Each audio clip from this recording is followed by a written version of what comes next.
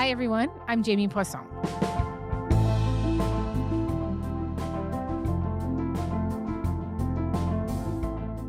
Since the beginning of this conflict, Iran has been publishing all kinds of propaganda videos online. One video depicts a Trump-inspired Teletubby character playing with toy fighter jets. Another involves an IRGC spokesperson citing Trump's own catchphrase, "Hey Trump, you're fired." One recurring subject is the president's links to convicted sex offender Jeffrey Epstein and the U.S.'s history of intervention around the world. Conversely, the U.S. military, and Donald Trump specifically, have spent the better part of the last year publishing all kinds of war and military content and propaganda. Propaganda has always been part of war, but in 2026, something about it looks and feels different. It's shorter, funnier, more synthetic, and more algorithmic. Countries are operating like content houses, publishing competing stories and fighting for public attention. And in this war between Israel, the U.S., and Iran, all sides are now fighting for narrative dominance online. Nicholas Cole is an authority on propaganda and has written a number of books on the subject, including Selling War, on British propaganda in the U.S. and the Cold War in the United States Information Agency. He's also a professor at the University of Southern California's School for Communication and Journalism and directs their master's program in public diplomacy. Today, we're talking about propaganda, what it is, and how we've seen propaganda strategies working throughout history.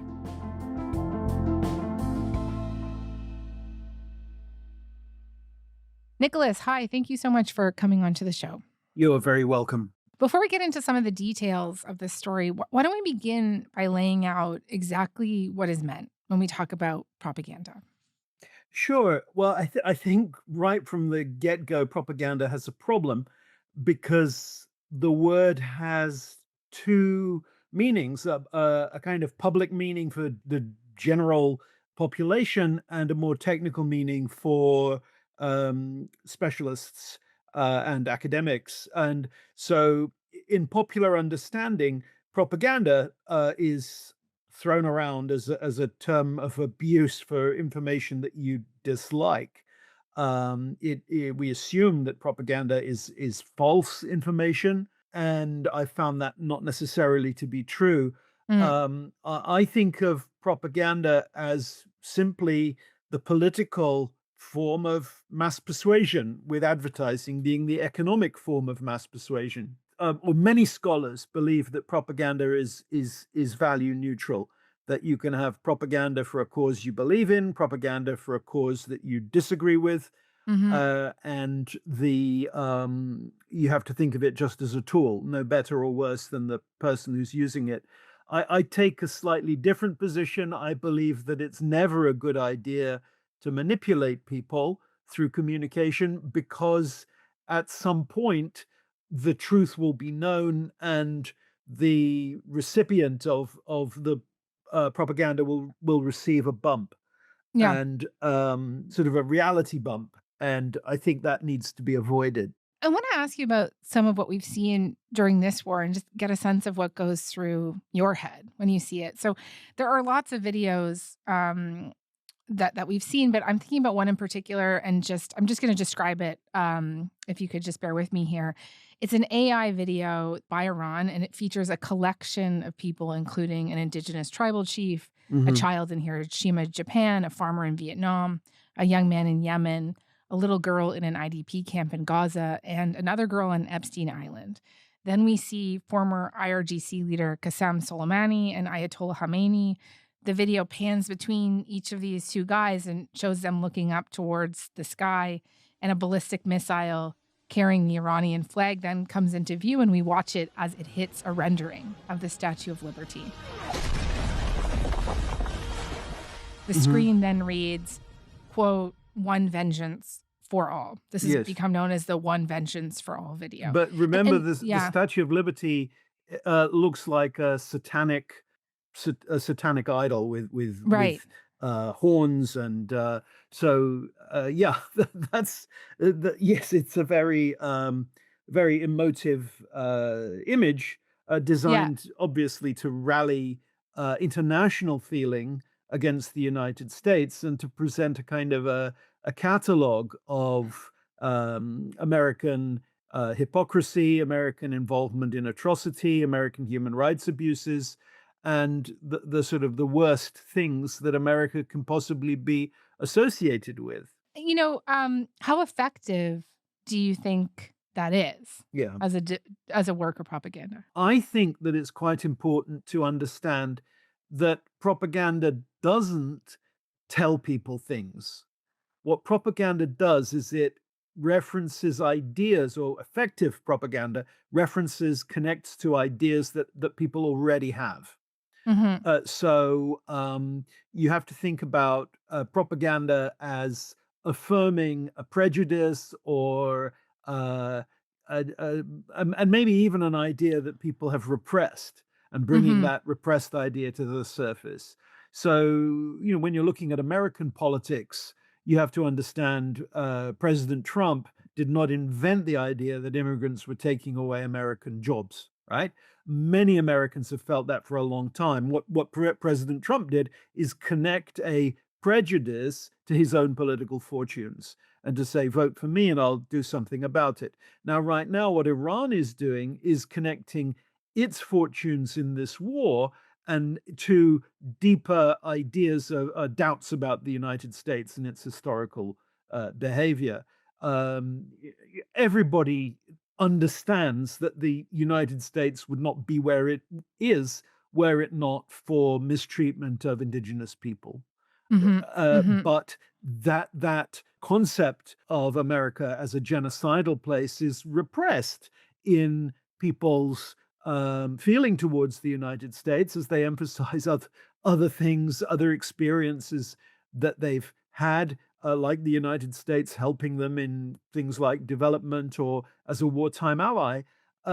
So what Iran's trying to do is to bring those feelings of doubt, those cross currents of the American historical presence to the surface, and I think it can do that quite effectively. But whether it actually makes allies for Iran that help it, I doubt. Uh, how do we measure the effectiveness of propaganda?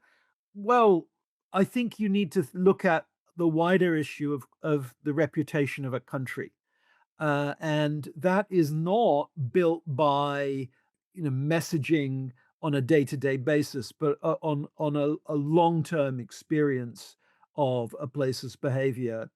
And if we look at how the world feels about Iran, in fact, when people systematically measure the reputation of the most prominent countries, Iran generally comes out at the bottom. The United States is criticized, but even in a time of really controversial American leadership and behavior, the US doesn't drop to that level. It's always usually in the top 10, and right now in the middle of the top 20. Mhm. Um, so we're not comparing like with like. But I can see why Iran would seek to mobilize these historic grievances at this time. And, a lot of propaganda right now has an audience of one, and they can counter on it enraging President Trump, who doubtless is shown these videos.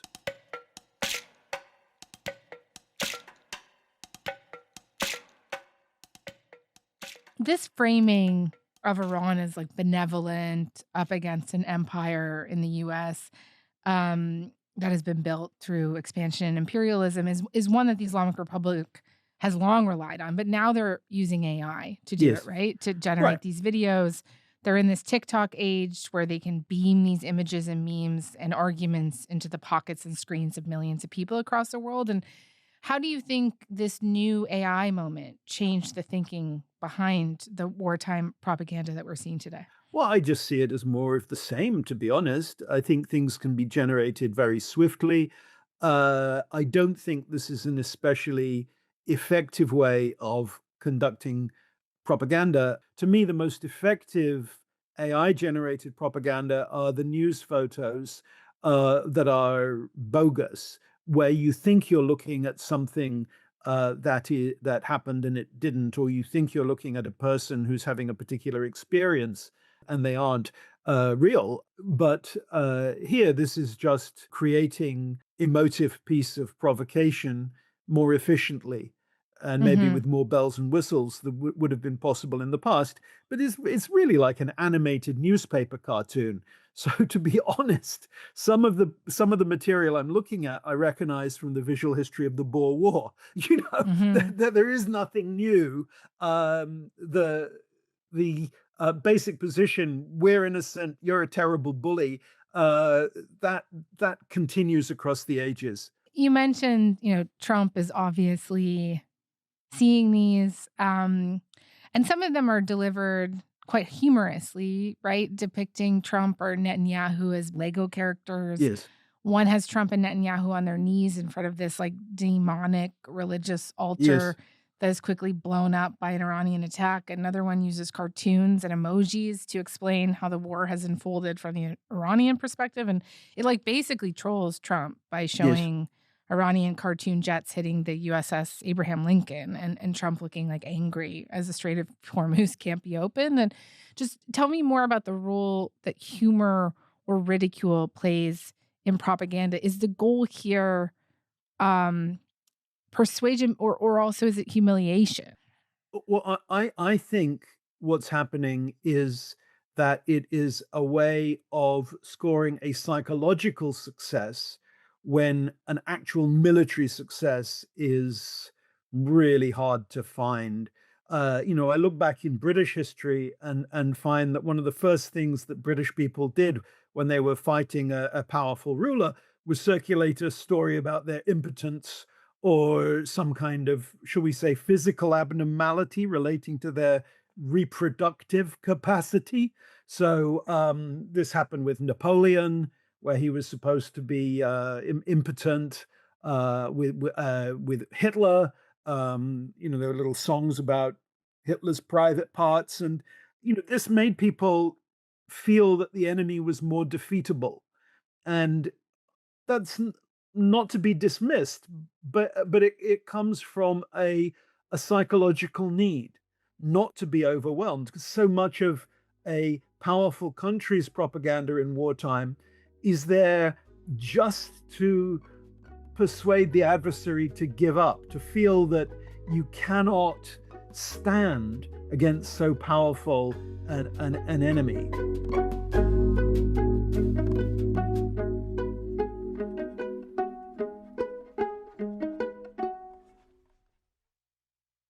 Inversely, the US has taken on kind of its own brand of new age wartime content. And this predates the start of this war pretty quickly into Trump's second term. US government accounts started to share all kinds of AI generated videos and images of the US exercising or flaunting its military power. Probably not new, right? There's one from, Sure, no, yeah. but this is where we do move into something new, because what I'm talking about, making up a rude song about Napoleon's private parts, that's something that would be done by, a sergeant or somebody who's putting on a show in a theater for a crowd of drunk soldiers, and maybe the song catches on. But you wouldn't expect the king or the Duke of Wellington to share that in a formal statement.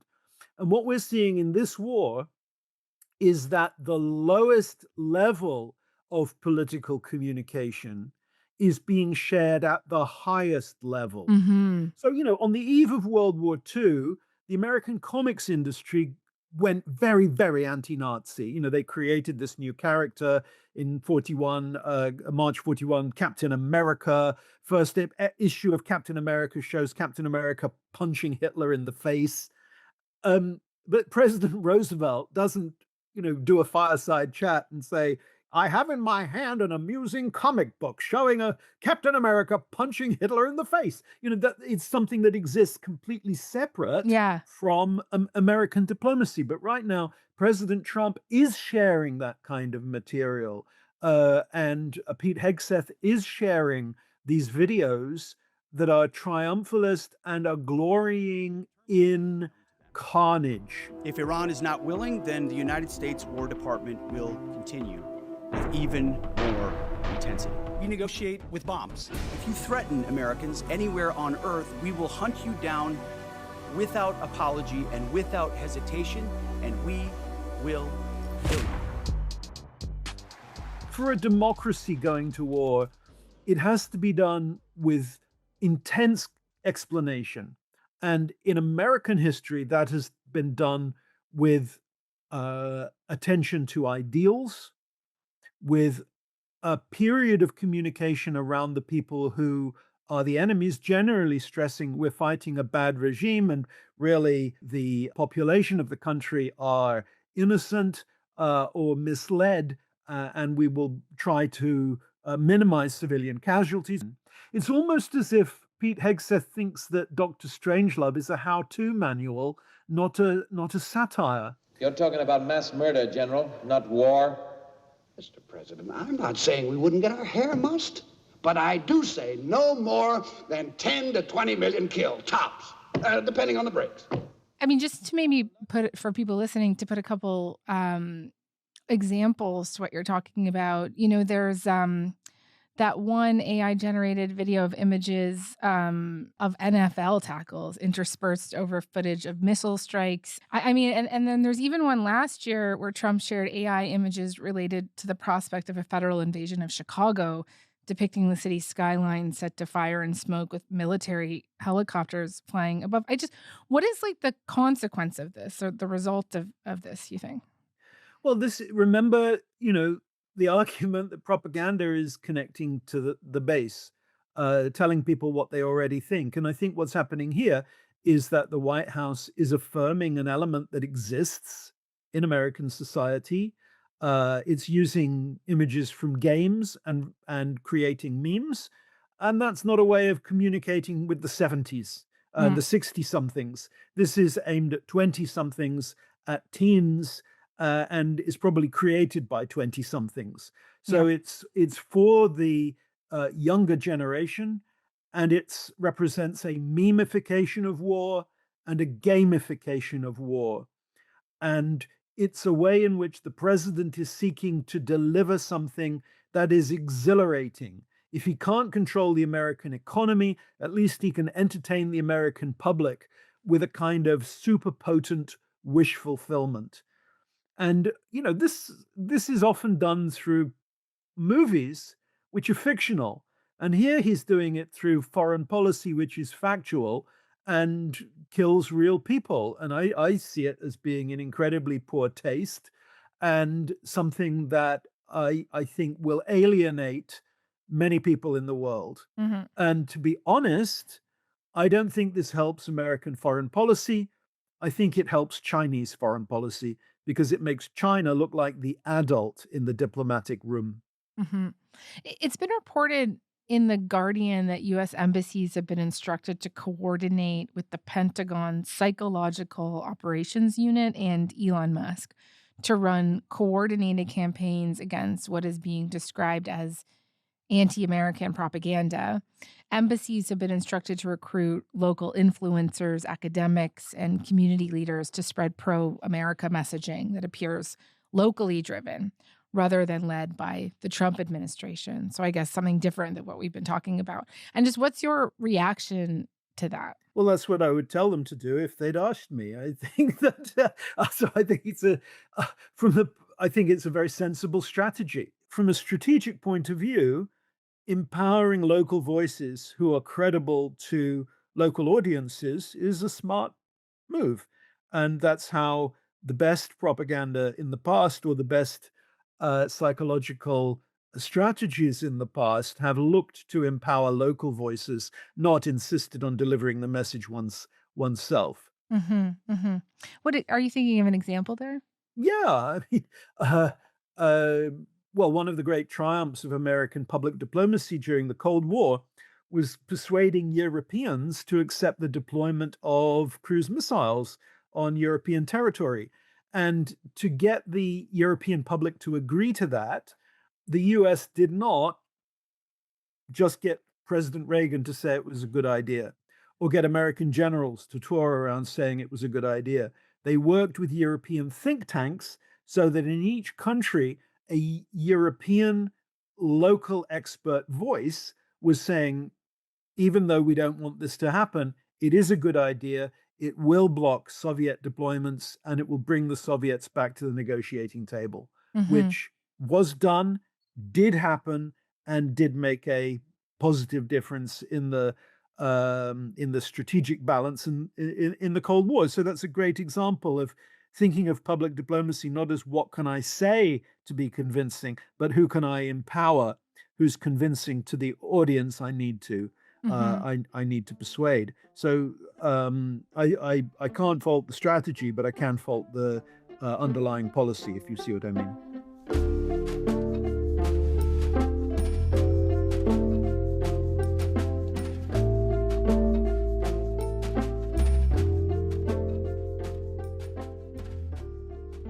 I'd be interested to hear more of your thoughts on maybe some parallels that you see here. Like, much of what we're talking about here reminds me of the messages coming out of the Soviet Union during the Cold War. Sure. Russia had positioned itself as a counterbalance to American colonizers and framed themselves as liberators. The Soviet Union sent troops across the colonized world to fight wars of independence. Soviet newspapers talked about the lynching of teenager Emmett Till or about issues like segregation in the United States, again, as a way, I guess, of undermining the U.S.'s moral authority, right? And just, how successful were they back then? And then what comparisons are you seeing to what we're seeing today? Well, this is a really important point for a number of reasons. I mean, the first is that the Soviet Union delivered real help and was of real value to countries seeking to decolonize. And if you travel in the global south, there's still a residual appreciation to the Soviets, which has been inherited by Russia for what happened at that time. The leaders of liberation movements could be educated at places like Patrice Lumumba University in Moscow or in East Germany, and this is remembered. This is appreciated.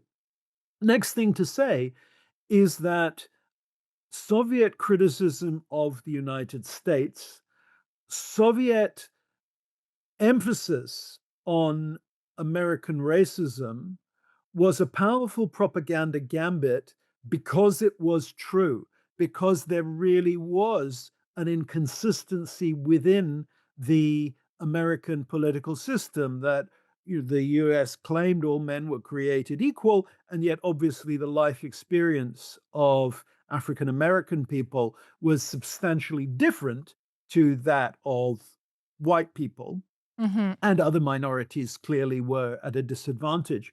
And so, but the US has two responses to this. The first response of the United States is to accentuate the positive, but President Eisenhower and President Kennedy also understand the need to eliminate negative or reduce negative realities. So if we look at the archives of Eisenhower and Kennedy, both of them say, because of Soviet criticism, we have to make the US a fairer country, a less racist country.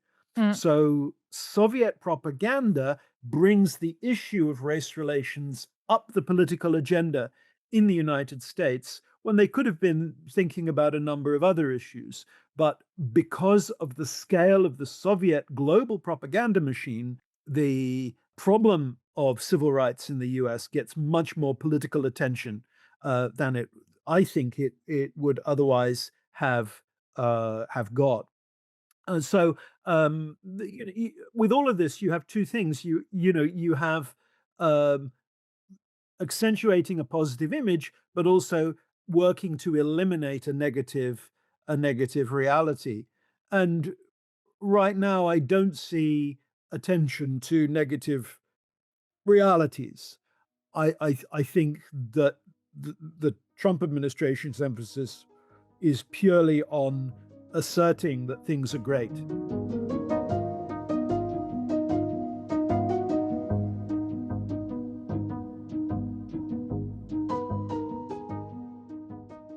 I want to talk to you about the US's propaganda strategy historically.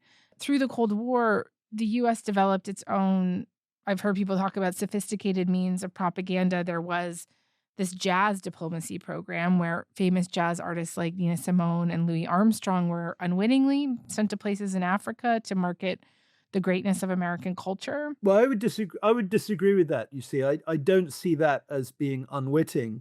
I see it as witting, and I see it as part of a legitimate area of diplomacy that I would call cultural diplomacy. And it's really common for artists to become part of their country's global presence. In fact, this is the case anyway. People admire Canada because of Margaret Atwood. So why shouldn't the Canadian government send Margaret Atwood overseas to talk about her novels on the taxpayers' expense? That's not propaganda. That's just a really sensible thing to do. To me, maybe what we need to do is draw the line between propaganda and communication and legitimate communication. And if I were drawing a line, I'd say that it is in what kind of agency do you give to your audience? Do you say to your audience, take it or leave it? Or do you say to your audience, include this in your worldview? Or are you trying to get your audience to take what you say completely and wipe out anything that might already be in their mind? So there's something about propaganda that is about getting to yes, trying to persuade the audience to surrender their thought process, no matter what or their existing state of mind is. But that's a very different thing to having an international conversation, which might include making cultural forms available for a global audience and just telling people about something that exists within your culture that is attractive. I think that the musicians themselves, people like Louis Armstrong, had a sense of where they were doing something that was moral and legitimate and helpful, and would also draw the line. So Armstrong refused to go to the Soviet Union because he said that would be endorsing a government in the US, the Eisenhower government, that was not doing enough for African Americans. So he used the desire of the government to mobilize African American culture as a way to hold feet to the fire for racial reform. The US also created an entire government agency devoted to shaping global opinion, the United States Information Agency. They also created broadcast outlets like Voice of America and Radio Free Europe. And would you consider that to be propaganda? So the attitude of the United States government is that when a crisis rolls along, the government needs to communicate. But when there isn't a crisis, they think that all you need to know about America you can get from newspapers, you can get from commercially published books, and in the 20th century from movies. But in times of crisis, the US government has always looked to communicate for the duration of the crisis. So during World War I, for example, the US set up a global communications network to distribute ideas about a future League of Nations and better forms of diplomacy and making the world safe for democracy, and all these ideas that really took off around the world, and then Congress closed it down.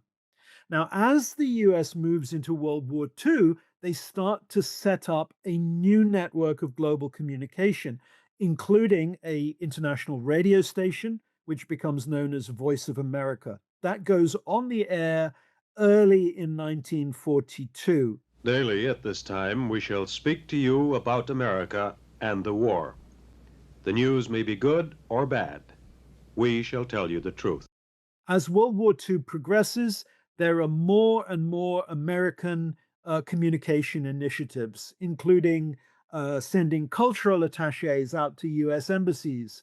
There's a whole government department dedicated to communicating with Latin America. So this means that by the early 50s, the US has multiple agencies engaged in international communication. And President Eisenhower comes along and he can see that this structure needs to be rationalized. So he pulls it all together into a single agency called the United States Information Agency, which, because it's one agency, costs less money, is easier to manage, but is also designed to make the Cold War communication semi-permanent. And this is what happens. USIA lasts from 1953 through to the post-Cold War period. And when true to form, with the Cold War done, Congress said, well, let's save some money. And in 1999, they closed down the U.S. Information Agency. I don't think USIA would have prevented 9/11, but I do think it would have helped on 9/12. It was a big mistake to impede the ability of the United States to communicate with the world by folding communication functions into the Department of State. While the USIA's mandate is to communicate openly through things like exhibitions and expo pavilions, the CIA was communicating covertly, secretly funding magazines, subsidizing journalists, and CIA had its radio station. Voice of America was the overt radio station that everybody knew was American. Radio Free Europe was a covert radio station that was supposed to be run by refugees and well-meaning American donors. It was not known to be a CIA outlet until the mid-1960s. So the way I see it, USIA was a mechanism of public diplomacy. In fact, the agency pretty much invented the term public diplomacy, whereas the CIA was involved in propaganda and was seeking to be as manipulative as it could be. If you like, you've got a good cop and a bad cop doing American information engagement during the Cold War.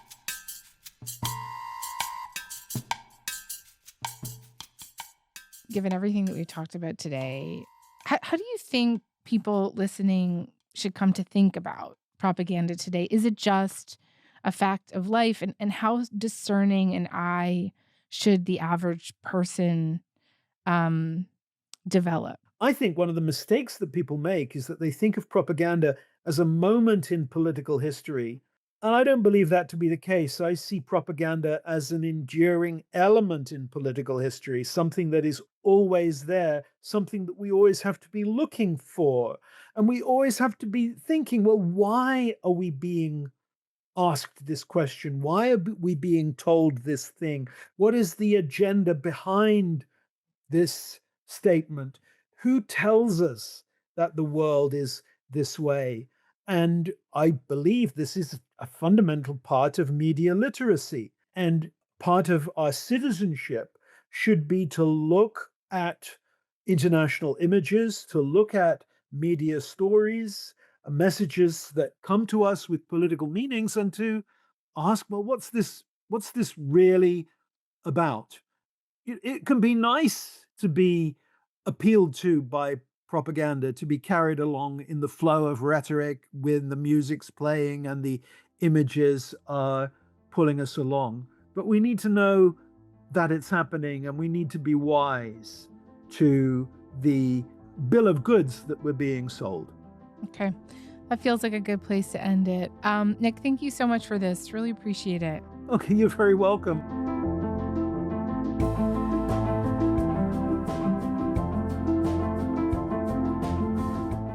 All right, that's all for today. I'm Jamie Poisson. Thanks so much for listening. Talk to you tomorrow.